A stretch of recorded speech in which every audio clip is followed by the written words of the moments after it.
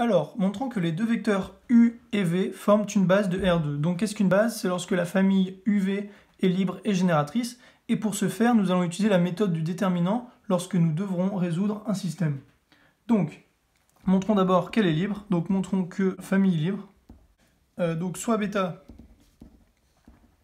virgule alpha appartenant à R2, tel que alpha U plus bêta V est égal à 0, c'est-à-dire alpha multiplié par 1,1 plus bêta multiplié par moins 2,1 égale 0. Donc cela nous donne le système suivant, alpha moins 2 bêta égale 0 et alpha plus bêta égale 0.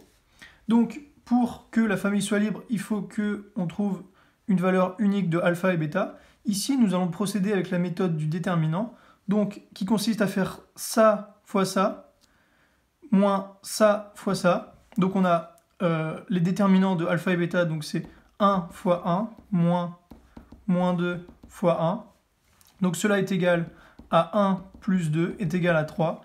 Et comme cela est différent de 0, on a donc une décomposition unique pour alpha et bêta qui valent alpha égale 0 et bêta égale 0. Donc la famille est libre. Montrons que maintenant la famille est génératrice. Donc soit x, y appartenant à R2. Cherchons s'il existe alpha, bêta appartenant à R2, tel que x, y est égal à alpha u plus bêta v. Donc, c'est-à-dire, cela nous donne le système suivant, x égale alpha moins 2 bêta, y égale alpha plus bêta, donc ligne 2, ligne 1. Donc, je vous conseille de numéroter vos lignes, c'est toujours plus simple. Donc, on va faire 2 moins 1, ce qui va nous donner y moins x est égal à 3 bêta. C'est-à-dire bêta égale y moins x sur 3.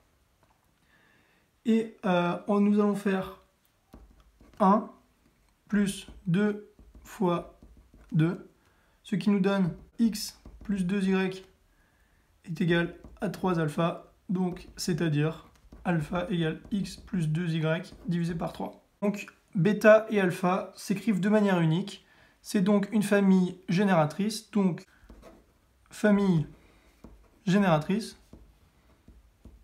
et comme elle est libre, c'est donc une base.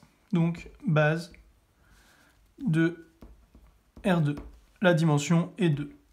Donc je vais marquer 2 dimensions 2 car seulement 2 vecteurs.